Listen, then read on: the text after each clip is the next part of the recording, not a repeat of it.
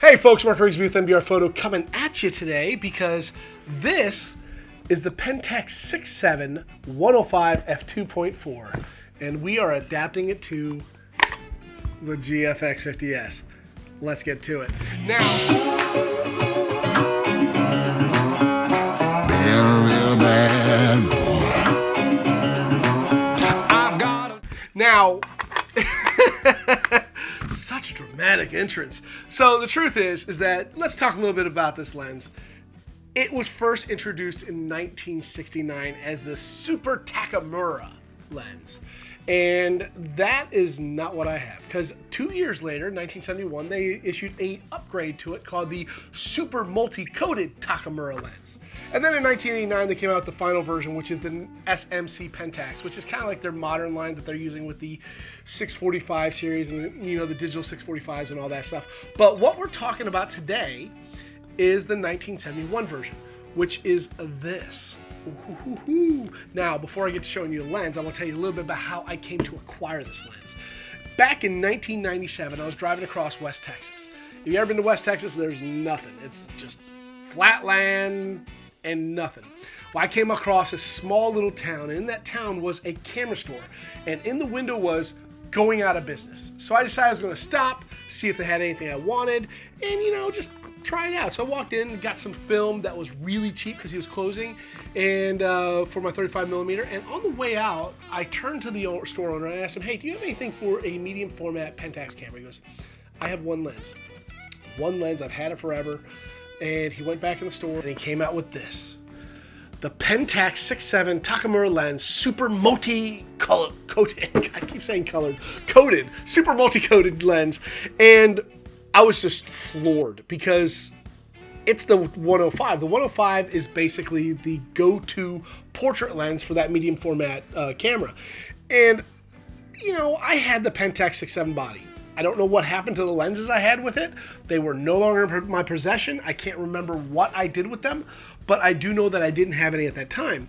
And I opened this box up and it was brand new. So I asked him, where did this come from? He told me that in 1977, when he opened up his camera store, he stocked one medium format camera, which was the Pentax 6.7, and two lenses. He traded the camera body, or sold, I don't remember, camera body and the other lens at some kind of camera meet. This was before eBay or internet or anything like that, so there was no access to go out and just search for these things and then have them shipped to your house. You had to find them in person, pay for them, and go with it.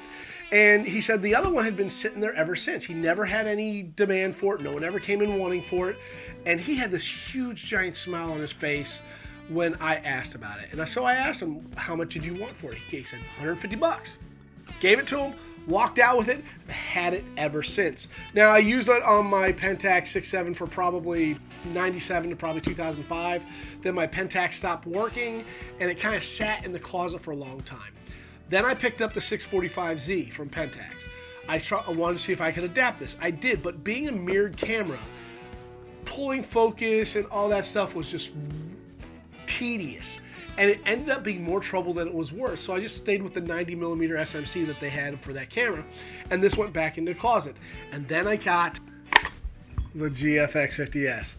And being a mirrorless camera, it had focus peaking, which makes pulling focus on a manual focus lens significantly easier. I'm not going to say it's a breeze, but it's significantly easier. And so I went out and decided I was going to do this. So I pulled this out of the closet, cleaned it up, and let me show you what it looks like. This is my baby. I've had it for over 20 years. And this is it. Oh, first off, look at this. This is the case that comes with it. Look at that red felt. They used to put these in all those vintage lens cases. Ah, it's beautiful. Smells like must. But the truth is, this is the lens. Look at this thing. We'll put this right here. Look at that. It is gorgeous. It is all metal, solid and sturdy, and as you can see on the front, it's a Pentax super multi-coated Takamura 6.7. Look at that. Just beautiful. Copy of it because I got it, as the guy who owned the store said, new old stock. Now, this was the first time I had ever heard that term. 1997 in that West Texas camera shop, and I'd never heard it before. I've heard it many times since, usually on eBay listings where it says new old stock.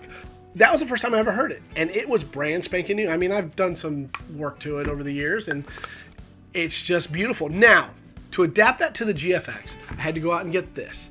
This is the Photodiox P67 to GFX adapter. This is nothing more than a hunk of metal with 2 different lens mounts on it. No electronics or anything.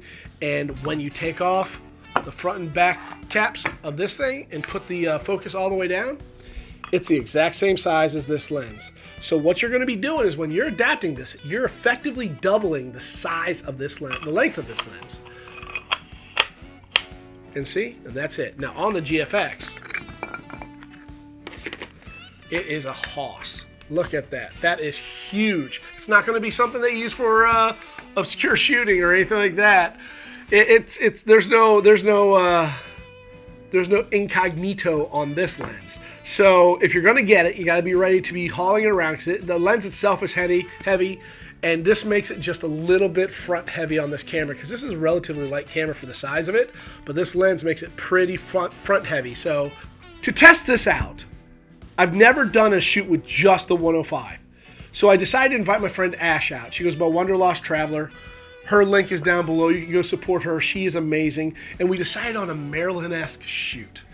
And to do that, we wanted the right environment as well. So we contacted a local studio called NEB Studios. They have all these different sets around for different moods and different ideas.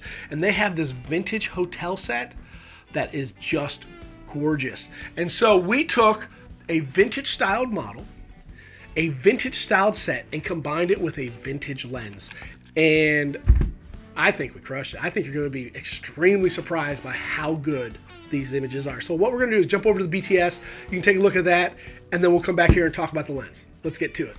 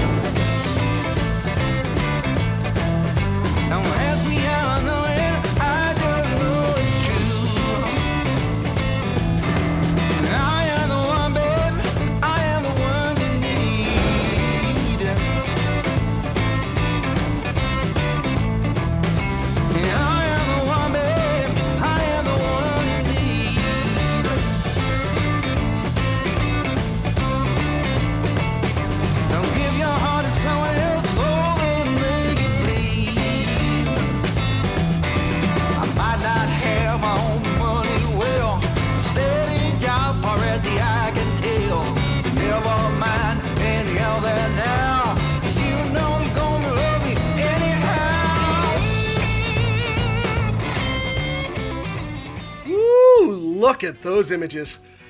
This thing performed magnificently. But first, let's give Ash a round of applause, because she crushed it. Every pose, every facial expression just matched perfectly. It was amazing. Now to talk a little bit about the lens. Build quality.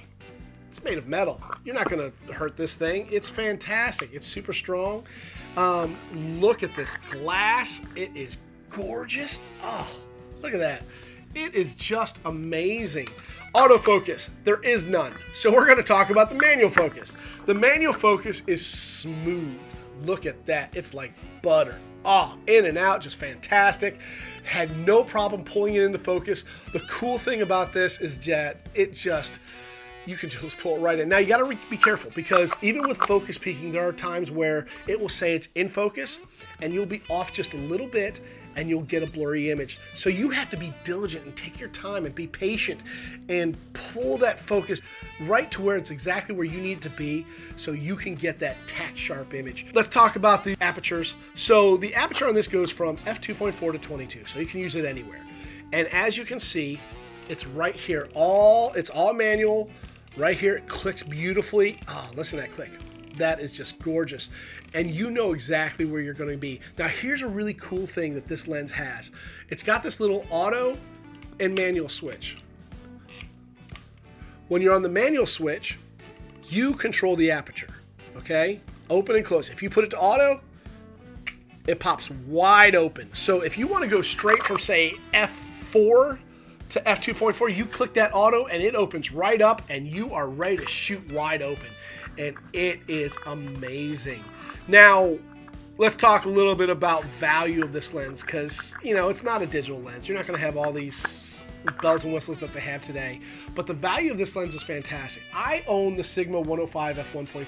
It is my go-to portraiture lens, and I use it all the time. I've also had the Fujifilm 110 f2, and I love that lens too. Now, the Fujifilm is $2,800, I think it is. The Sigma is $1,600.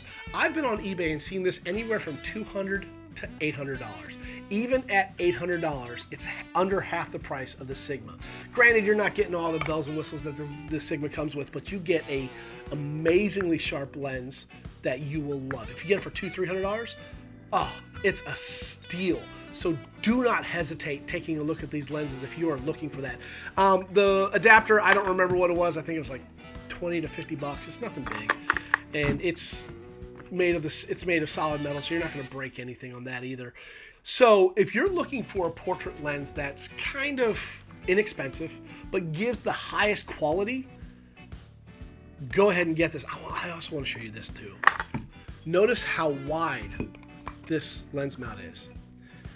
See how that lens mount, all the other adapters I have for this are either straight down or they go out at the bottom. This one goes out from the top into the bottom.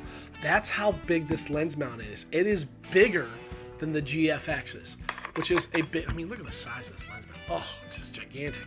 And that's just amazing to me that this is such a huge mount. Anyway, that's my take on this lens. It is fantastic. I would recommend it to anybody with the GFX, anybody with the 6.7. If you have the time to go and search and find a good copy of it, get it. You will not be as disappointed. I'm Mark Grigsby with MBR Photo. If you like the video, click like. If you love the video, click subscribe. If you didn't like the video, heck, click subscribe anyway. Who knows, maybe the next one will be the video that you enjoy. I'll see you here next time. Talk to you later. Bye.